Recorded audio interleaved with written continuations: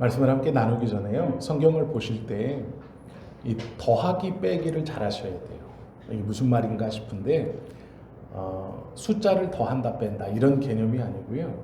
더하기라는 것은 예전에 내가 들어봤던 이 비슷한 본문이나 성경의 말씀들을 오늘 내가 성경을 보는 데 있어서 살을 붙이듯 더해서 보는 버릇이 자꾸 듭니다. 그래서 말씀을 읽으면 다 아는데 이거 지난주에 들었는데 이렇게 하죠.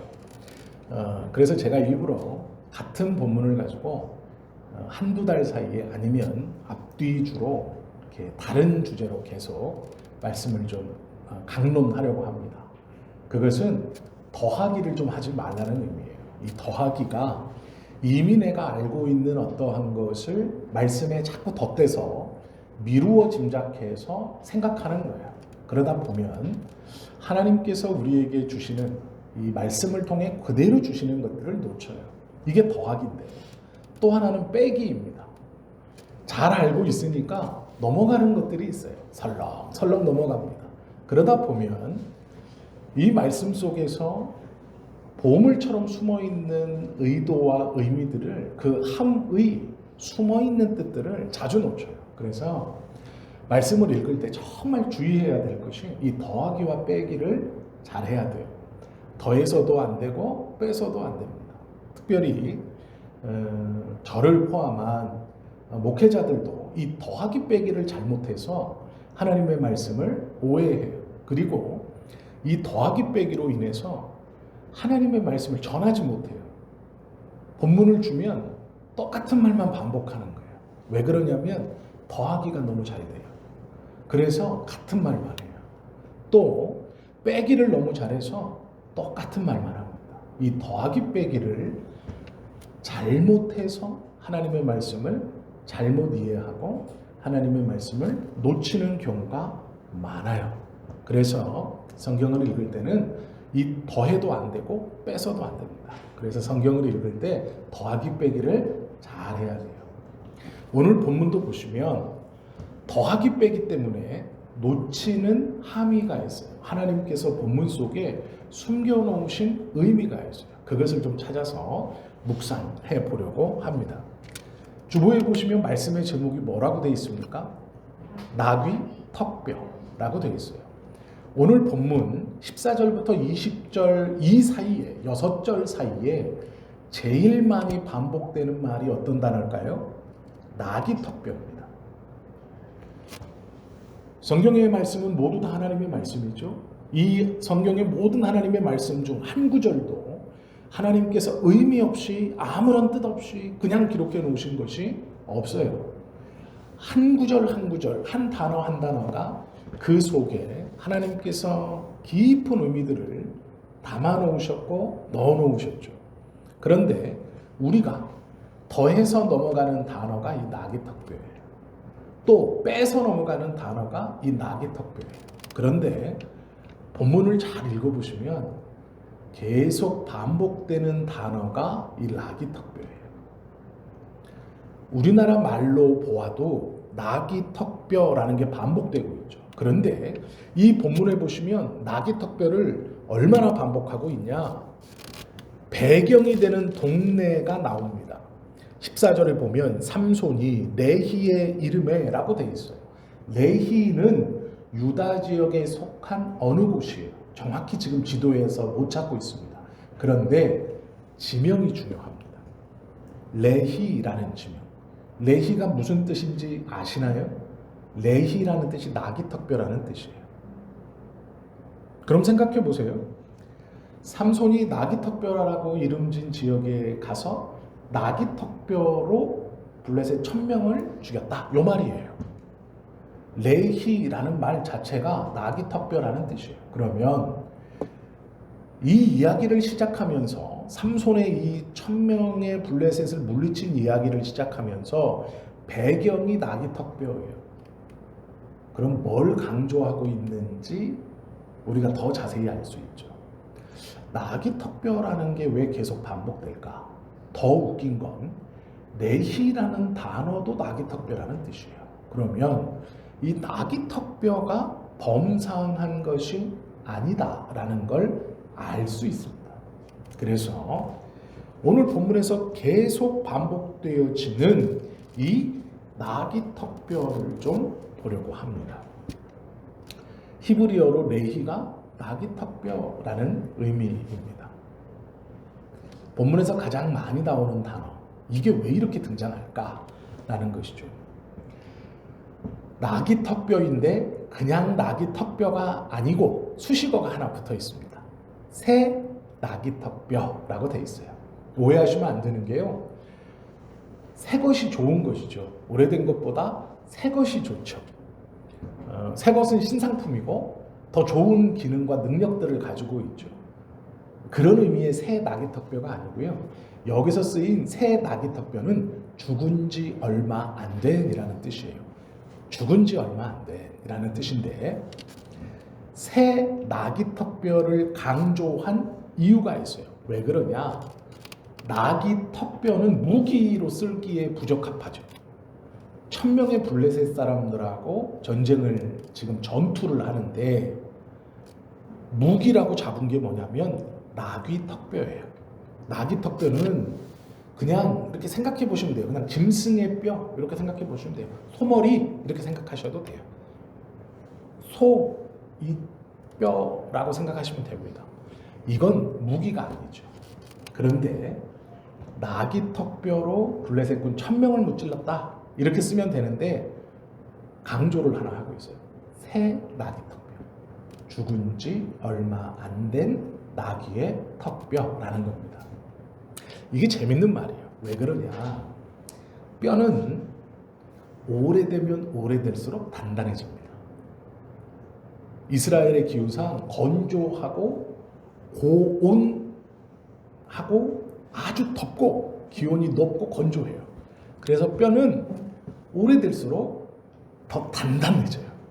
그래서 나귀턱뼈는 무기가 아닌데 만약에 무기로서 사용되어질 정도가 되면 단단한 턱뼈여야 돼. 이게 무슨 말이냐면 죽은 지 얼마 안 된 새 나귀턱뼈는 오래된 턱뼈와 비교하면 물러요 아직.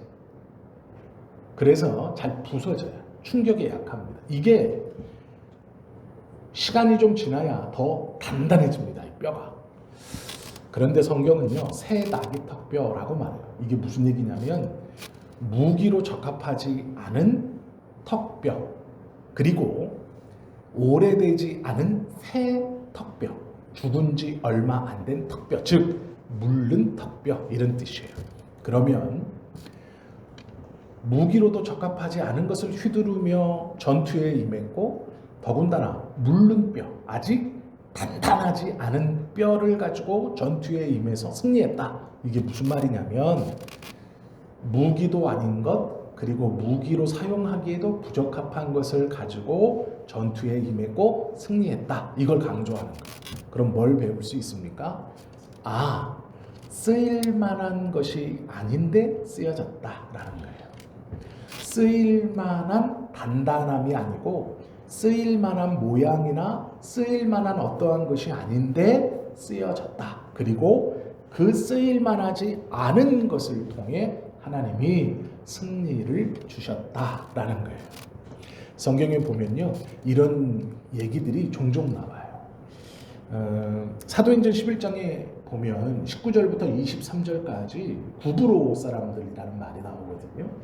이 사람들이 어떤 사람들이냐면 구브로와 구레네에서 온 몇 사람, 이 사람들이 나오는데 이 사람들이 나중에 안디옥 교회를 만들어요. 이 사람들의 전도로 구브로와 구레네 사람 몇 사람이 전도해서 안디옥 교회를 만드는데, 이 구브로라는 단어가 무슨 말이냐면 중요하지 않은이라는 뜻이에요.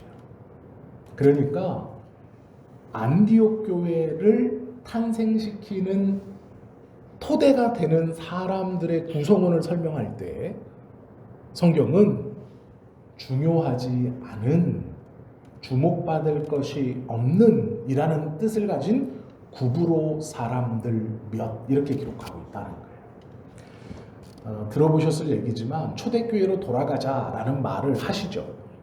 교회 표어로도 삼기도 합니다. 그러면 그때 말하는 초대교회로 돌아가자는 예루살렘 교회가 아닙니다. 예루살렘 교회는 전도하지 않아서 스데반의 순교를 통해 해체시켰어요, 하나님이. 예루살렘 교회는요, 전도를 해야 되는데 이 예루살렘 교회 자체가 자기들만 똘똘 뭉쳐 있었고 스데반의 순교 사건으로 그들이 뿔뿔이 흩어서 다 도망칩니다. 그래서 초기 기독교 공동체에서 예루살렘 교회가 존재하지 않았습니다. 해체돼 버려요. 그러면 초대교회로 돌아가자라고 할 때 그 초대교회가 어디냐? 안디옥 교회예요. 안디옥 교회는 성경에서 기록된 거의 완벽한 교회 모델이라고 볼 수 있습니다. 초대교회에 가장 주목받고 영향력이 컸던 그 안디옥 교회, 나중에 예루살렘 교회에 교회가 설립되고요, 이 사람들이 모여서 신앙생활을 할 때 큰 가뭄과 흉년으로 예루살렘 교회가 거의 문 닫게 생기고 예루살렘 교회의 성도들이 기근에 굶주림에 시달립니다. 그때에 안디옥 교회에서 성도들이 헌금을 모아서 몇 번이나 예루살렘 교회를 도와줘요. 초대교회로 돌아가자라는 건 예루살렘 교회가 아니고 그 안디옥 교회를 말하는 거예요. 초기 기독교 공동체에서 가장 영향력이 컸고 가장 교회다운 교회로 모범이 되었던 그 교회가 안디옥 교회인데, 그 안디옥 교회의 출발을 성경은 뭐라고 말하느냐? 구레네 사람 몇, 즉 볼품없는 사람 몇, 이렇게 기록하고 있다는 거예요. 아마 이 구레네 사람들은 몰랐을 거예요. 하나님께서 자신들의 전도를 통해서 안디옥 교회를 설립하시고 그 안디옥 교회가 초기 기독교 공동체에게 큰 신학적 영향력을 끼치고 그 안디옥 교회가 교회의 모델과 모범이 될 줄은 몰랐을 겁니다. 성경은요, 볼품없는 사람들을 통해 놀라운 교회를 이루어 가셨다라는 걸 기록하고 있어요. 그게 신약의 메시지입니다.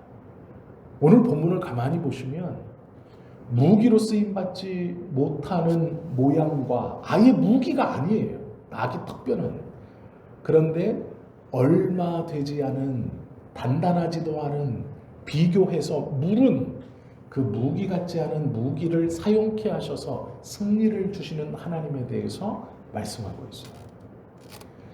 전혀 쓸모없을 것 같은 턱뼈, 단단하지도 않아서 무기로 유용하지도 않을 것 같은 턱뼈, 그걸 가지고 승리케 하신 하나님. 무슨 말입니까? 두 가지죠. 첫째, 하나님은 모두를 사용할 수 있어요. 구애받지 않으세요. 당신의 일을 해 나가실 때 어떤 사람의 형편, 상황, 능력 상관없이 쓰실 수 있어요. 이게 하나님이시고, 또 하나의 입장은 누구도 쓰임받을 수 있어요. 누구나 쓰임받을 수 있어요. 그것이 우리에게 소망이 되는 거예요. 내가 나귀 턱뼈처럼 정말 어울리지 않아요. 하나님의 저 사업에, 하나님의 저 일에, 하나님께서 끌고 가시는 믿음의 일에 내가 어울리지 않아요. 외모도, 능력도, 외형도, 경제력도, 지식도, 주변 환경도, 여건도 아니요. 상관없어요. 하나님은 전투에 턱뼈를 사용하셔요. 칼이 아니고 창이 아니고 도끼도 아니고 비슷한 어떤 것도 아닌 전혀 낯설고 상관없는 턱뼈. 그리고 물른, 단단하지도 않은 물은 전투에 전혀 도움이 안 될 것 같은 턱뼈를 사용하죠.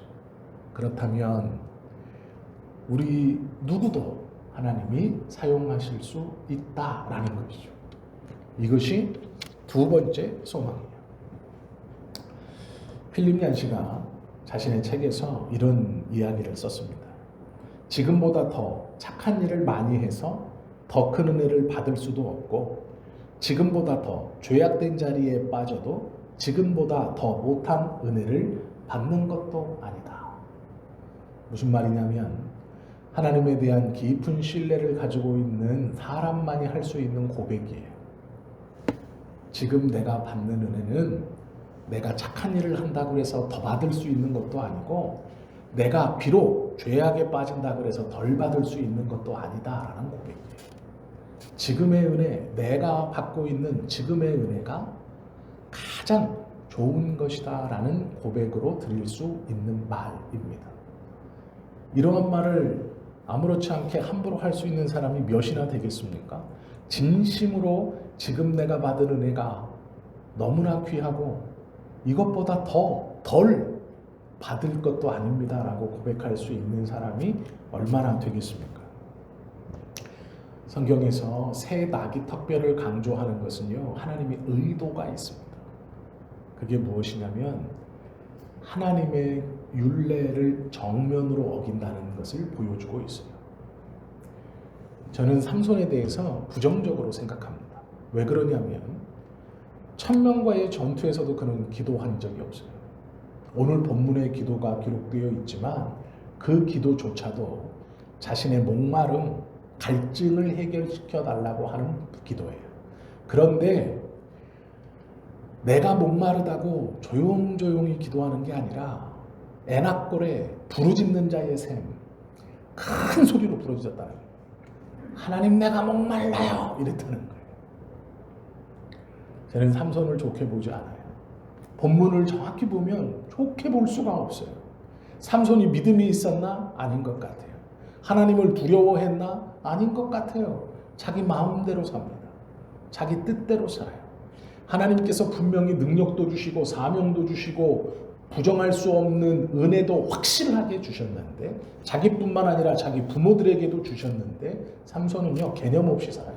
오늘 보세요. 전투를 하는데 시체를 가까이 하지 말라는 나실인의 제 첫 번째 규칙을 아무렇지 않게 어겨요. 이게 무슨 말이냐면 개념 없이 살았다는 거예요. 나실이라는 개념 자체가 삼손에게는 없어요.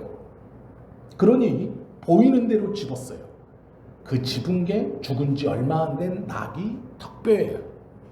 나실인인데 시체를 가까이 하지 부지불식간에 어긴 게 아니고 개념 자체가 없어요. 나귀 턱뼈를 강조하는 이 숨은 의도는 아무런 개념 없이 살아가는 삼손을 보여주고 있는 거예요. 나실인이라는 자각도 없이 부지불식간에 어기거나 어쩔 수 없이 어기는 게 아니라 아예 그냥 개념이 없어요. 삼손은. 그래서 죽은 지 얼마 안 된 나귀의 턱뼈를 가지고 휘두르며 전투에 임한다라는 것이죠. 삼손의 민낯이 무엇인가를 폭로하고 있어요. 그러면 오해하지 마십시오. 하나님이 삼손이 괘씸해서, 삼손이 고약해서, 삼손이 고약놈이라 내가 이런 힘도 주고 내가 이런 사명도 맡겼는데 지 맘대로 사니까 내가 너의 정체를 폭로해서 망신 주겠다. 그 의도가 아니에요. 그 의도가 아니고 하나님께서 이렇게 삼손의 개념 없음, 나시른으로서의 개념과 자각이 없이 자기가 시대적으로 해야 될 어떠한 것도 없이 자신의 이 넘치는 힘과 이 강함이 무엇으로부터 비롯되었고 이걸 가지고 무엇을 해야 되는지 아무 생각 없이 살고 있다는 걸 새 나귀 턱뼈, 죽은 지 얼마 안 된 나귀 턱뼈를 통해 드러내세요. 이건 삼손의 연약함, 치부, 부족한 걸 드러내서 삼손을 망신주자고 하시는 게 아니에요. 전투가 끝난 다음에 삼손은요 또 크게 부르짖어서 자신의 목마름을 해결시켜 달라고 기도해요. 삼손은 승리했지만 영광을 받을 순 없다라는 걸 보여줘요. 승리했는데 따라오는 영광이 없어요. 자신을 핍박했던 블레셋, 자신의 민족을 핍박했던 억압하고 핍박하고 있는 블레셋을 1000명이나 물리쳤어요. 블레셋이 얼마나 강했냐면 요 본문을 잘 읽어보시면요. 삼손이 나귀 턱뼈로 때려 죽인 사람이 1000명입니다. 그런데 이스라엘이 삼손을 잡겠다고 모인 사람이 3000명이에요. 삼손이 부인을 얻었고 다툼이 있었고 집에 돌아왔다가 다시 블레셋 지방으로 내려가서 그 부인을 보러 갔는데 그 부인을 자기 블레셋 친구에게 장인이 주었어요. 화가 나서 여우 300마리를 잡아다가 꼬리를 두 마리에 하나씩 묶고 횃불을 달아서 블레셋을 불태워버렸어요. 블레셋 들판을. 그리고 그것에 분노한 블레셋 사람 1000명이 모였는데 그 블레셋 사람 1000명이 쳐들어온다는 얘기를 듣고 이스라엘 사람은 몇 명이 모였냐? 3000명이 모였어요. 그런데요, 대적할 생각을 안 해요. 1000명 대 3000명이면 3배잖아요. 그런데 이스라엘은요, 덤빌 생각을 못합니다. 왜요? 블레셋이 그만큼 강해요. 철기 문화에 속한 가장 앞서가는, 지금으로 말하면 이쪽은 칼 들고 있는데 저쪽은 총 들고 있는 상황이에요. 게임이 안 되죠. 그러니 3배의 숫자가 둘러싸고 대치하고 있는데도 덤빌 생각을 못합니다. 그럼 왜 블레셋이 1000명이냐? 3000명의 이스라엘 사람들이 삼손을 한 번도 사용하지 않는 새 꼰, 삼겹줄, 풀리지 않는 그걸 2개로 삼손을 꽁꽁 묶어서 블레셋한테 줬더니 블레셋 사람이 이 삼손을 자기 블레셋 지역으로 데리고 가다가 블레셋이 그 밧줄을 아무렇지 않게 끊어버리고 1000명을 죽였어요. 그리고 삼손이 노래합니다. 내가 나귀 턱뼈로 1더미 2더미를 죽였다. 그러면 블레셋이 한 5000명 있고 1000명 죽인 다음에 야 이제 그만하자. 내가 1000명 죽였으면 많이 죽였지. 너희 4000명 보내줄게. 가라. 이런 게 아니겠죠. 1대 1000명의 싸움이에요. 블레셋도 이길 수 있다고 생각하고 목숨 걸고 덤볐을 거예요. 한 명이니까. 거기 있는 사람들이 다 덤볐을 겁니다. 그 사람들을 다 때려 죽였는데 1000명이에요. 그러면 이스라엘이 쳐들어왔다는 사람이 1000명가량인 걸 짐작해 볼 수 있죠. 가만히 생각해 보세요. 삼손은 그런 큰 힘을 갖고 있었어요. 그런데 삼손이 사용한 건 아무렇지 않게 들고 사용한 건 새 나귀 턱뼈. 하나님께서 이 삼손의 이런 삶을, 그의 본 모습을 적나라하게 보이시는 건 그가 잘못됐다 이런 게 아니고요. 그 속에 우리에게 하시고 싶은 말씀이 있어요. 승리가 목적이 아니라는 거예요. 이게 중요한 겁니다. 오늘 본문은 승리가 중요한 게 아니라는 거예요. 우리의 입장에서 사사기는 압박받고 핍박받는 이스라엘 백성들을 그 압박하고 핍박하는 이민족에서 해방하는 이야기예요. 그래서 사사들의 이름이 기록되고 그들이 등장할 때마다 우리는 알고 있어요. 뭘 알고 있냐면 이스라엘이 이로 인해서 해방될 것이다. 앞에 운니엘이 그랬죠. 삼갈이 그랬어요. 드보라가 그랬습니다. 그들의 이름이 등장하면 얼마 안 있어 그들을 통하여 이스라엘 백성이 해방돼요. 삼손이 등장했을 때 그의 등장이 화려했어요. 우리는 기대하죠. 아, 이 삼손을 통해 이스라엘 백성이 해방될 것이다. 이렇게 강하고 이렇게 막강한 힘과 사명을 가진 삼손이 이렇게 요란하게 등장하니 다른 사사들과는 다를 것이다. 삼갈이라는 사사는 농부였습니다. 아무도 주목하지 않는 농부였어요. 그가 사용한 무기는 소모는 막대기예요. 그런데 소모는 막대기로 600명을 물리쳐서 이스라엘을 모으고 해방시킵니다. 그럼 삼손은요, 턱뼈를 가지고 1000명을 때려 죽여요. 그런데 문제가 뭐냐? 아무도 모이지 않아요. 문제가 뭐냐? 이스라엘이 해방됐다는 말이 없어요. 평안했다는 말이 없어요. 그냥 삼손은 여전히 존재했는데 블레셋은 여전히 이스라엘을 압박합니다. 본문을 잘 보세요. 승리가 목적이 아니에요. 승리가 중요한 게 아닙니다. 우리는 승리하길 원하고 이기길 원하죠. 올라서길 원해요. 그것이 목적이에요. 그것을 놓고 기도하죠. 그 고지를 점령하기 위해서, 그 목적을 이루기 위해서, 그곳에 올라서기 위해서 하나님을 붙들고 메어달리고 간절히 기도하고 이것도 하고 저것도 하죠. 봉사도 하고 내가 할 수 있는 것들을 하죠. 그런데 엄밀히 말하면 그 승리가 목적이 아니에요. 오늘 본문을 보시면 블레셋을 물리치는 것이 하나님이 진짜로 기뻐하시는 것이 아니에요. 블레셋을 물리친 그 승리가 주어졌어요. 그런데 이스라엘이 해방되지도 않았어요. 이스라엘이 평안하지도 않았어요.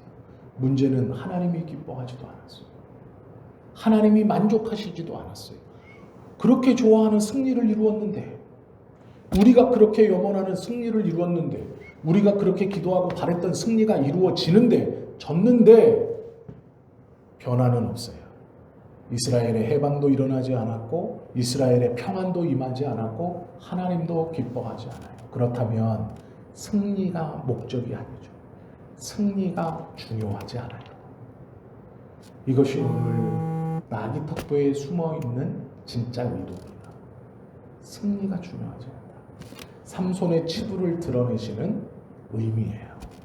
승리가 중요하지 않다. 승리가 중요했다면 나귀 턱뼈를 사용하실 필요도 없어요. 맨주먹이어도 돼요. 삼손의 힘이라면. 삼갈처럼 나무 몽둥이여도 돼요. 그런데 승리가 중요하지 않아요. 그렇기 때문에 먼저 무기가 되지 못할 만한 것을 사용해서 승리케 하세요. 블레셋을 물리쳐요. 이기게 해요.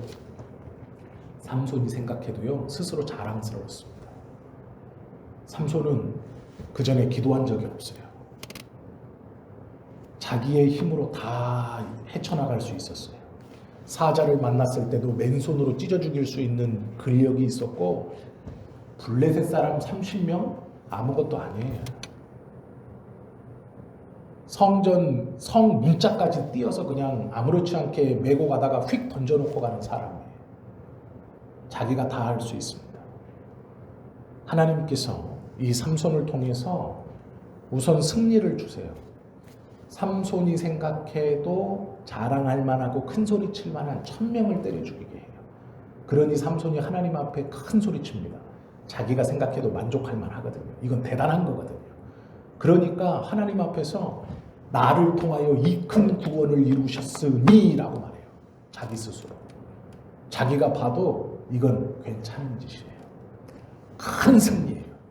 블레셋을 진동할 만한 소식이고 이스라엘을 진동할 만한 소식이에요. 그래서 스스로 자신할 만한 승리를 하나님이 주십니다. 그런데 그 승리를 주신 후에 이스라엘이 평안했더라, 해방시켰더라, 하나님이 만족하셨더라가 없고 무엇이 있냐면 삼손의 치부를 드러내요. 그런데 너의 그 승리는 무엇으로 이루어졌지? 네가 나실일이라는 자각도 없이 너의 그 승리는 너의 그 승리 뒤에 영광이 따라오는 게 아니라 아무도 따라오지 않아요. 아무런 변화가 없습니다. 하나님이 삼손 개인의 치부를 드러내시는 것이 아니고 승리가 중요하지 않다라는 걸 보여주시는 거예요. 이기는 게 중요한 게 아니다. 삼손이나 이스라엘 백성들은요, 이기면 될 줄 알아요.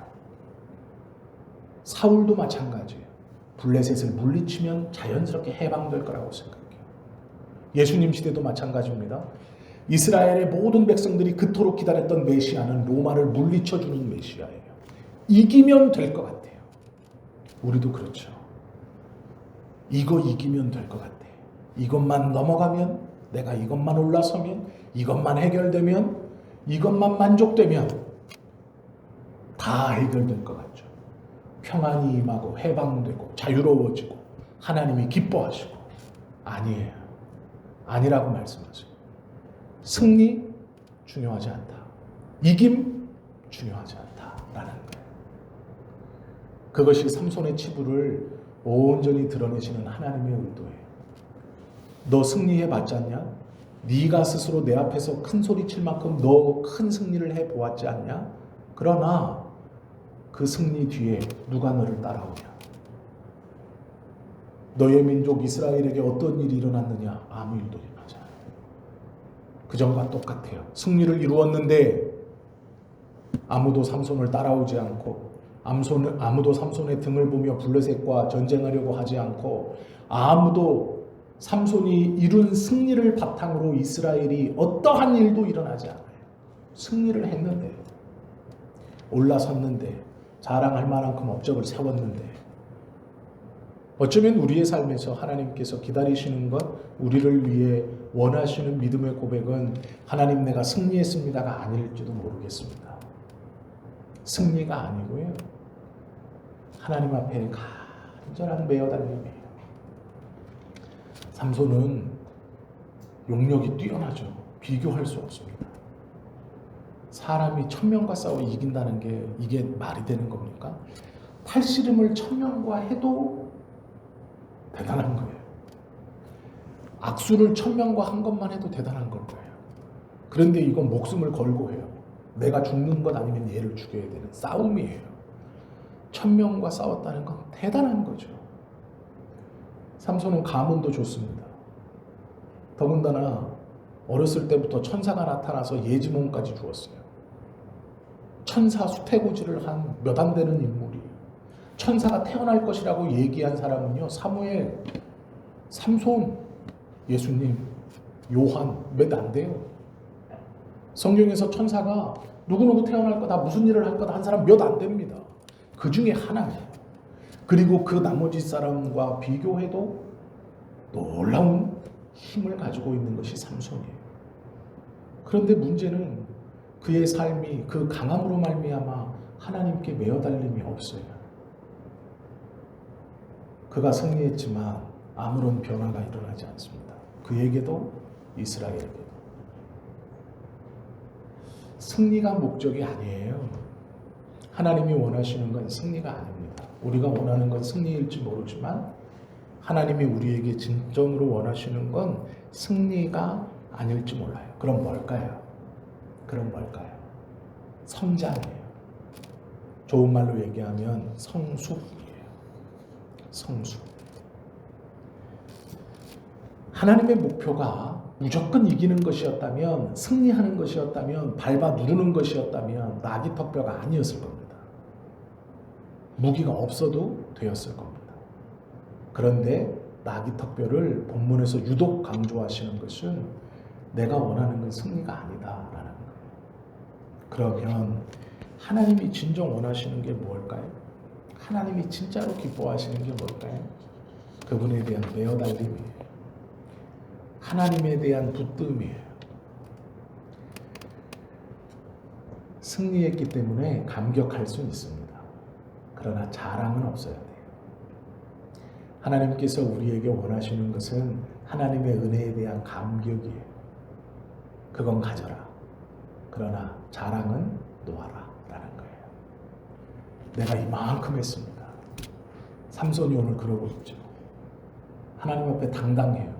나를 통하여 이 큰 구원을 이루었사오니 라고 말해요. 승리했으니 감격할 수 있죠. 그러나 자랑은 내려놔야 돼요. 승리만이 답이 아닐 수도 있고 그 승리가 주어진 뒤에 하나님의 은혜로 승리를 이루었으니 우리가 감격할 수는 있지만 자랑할 수는 없다라고 말씀하시는 거예요. 또 하나 비교 수준이 달라요. 하나님께서 원하시는 것은 성장이고 성숙입니다. 머물러 있음이 아니에요. 내가 5단계라면 4단계보다는 탁월한 사람이죠. 그러나 6단계보다는 모자란 거예요. 삼손에게 하나님이 원하셨던 것은 성장이에요. 계속해서 성숙해 가는 것이죠. 그러나 삼손은 그러한 모습을 보이지 못한다라는 거예요. 우리의 비교가 옆 사람이 아닙니다. 내 자신도 아니에요. 우리의 비교는 성경에 나타나 있는 놀라운 믿음의 사람들 하고의 경쟁이에요. 하나님께서 그들에게 은혜를 주시고 그들에게 기도할 수 있는 힘을 주시고 그들에게 하나님의 은혜로 당신의 일을 이루어 가시는 놀라움을 주셨듯 하나님이 우리에게도 동일하게 기도할 수 있는 능력을 주셨고 하나님을 붙들고 살아가고 나아갈 수 있는 시간을 주셨어요.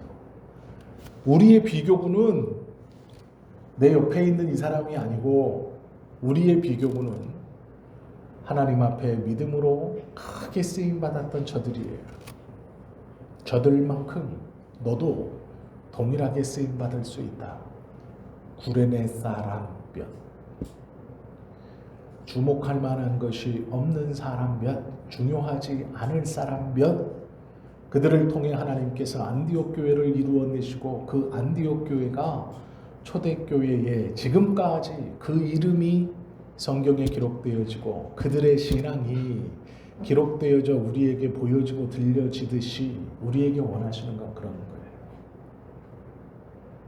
너의 비교군은 너도 아니고 네 옆에 있는 사람도 아니고 우리가 성경에 기록되어 대단하다라고 말하는 그들과 같다라는 거예요. 왜요? 동일한 하나님께서 동일한 은혜를 우리에게 주시기 때문에 그렇다라는 거예요. 하나님이 삼손에게 원했던 건 그것입니다. 비교군이 이스라엘 백성이 아니에요. 삼손은 놀라운 힘과 능력을 갖고 있죠. 그러나 그 힘과 능력으로 승리하기만을 원했어요. 그리고 그 승리가 이루어졌을 때 자랑하기 시작합니다. 심지어는 하나님 앞에서도 당당해요. 하나님께서 그런 삼손의 밑바닥을 나귀 턱뼈를 통해 드러나게 하세요. 너는 나실인의 자각도 없이 살아가는구나. 너는 너의 개인적 목마름을 위해서 부르짖는구나. 이렇게 드러내지는 이유는 승리가 다가 아니다. 내가 원하는 건 승리가 다가 아니다. 너의 비교군은 이스라엘 백성도 너 자신도 아니고 날마다 성장하고 성숙하는 비교할 수 없는 그런 성장과 성숙하는 그 모습을 내가 원한다라는 거예요. 2026년도가 우리에게 그러한 한 해가 되어야 합니다. 성공이 목적이 아니고요. 하나님 앞에서 연약한 나도 쓰임받을 수 있구나. 그래, 내가 하나님의 은혜로 어떠한 것을 이룬다면 감격할 수 있지만 자랑하지 않겠다. 하나님, 내가 매일매일 성숙하고 매일매일 성장하는 사람 되기를 원합니다. 그런 한 해가 되어야 합니다. 김남주 목사님이 오래전에 쓴 설교자는 불꽃처럼 타올라야 한다라는 책이 있어요. 그 책의 내용 중에 제가 굉장히 중요하고 마음에 품고 있는 그런 구절이 있습니다. 한번 읽어드릴게요. 설교자는 불꽃처럼 타올라야 한다. 부흥이 오지 않아도 우리는 항상 하나님을 섬길 것이다. 한편의 설교로 수많은 죄인들을 거꾸로 들일 수 있는 능력이 없다고 할지라도 우리는 죄를 지적하고 회개를 촉구하는 설교를 그치지 아니할 것이다. 말씀을 가르칠 때 많은 사람들이 회심하는 축복이 없다고 할지라도 우리는 진리와 양심을 따라 가르칠 것이다.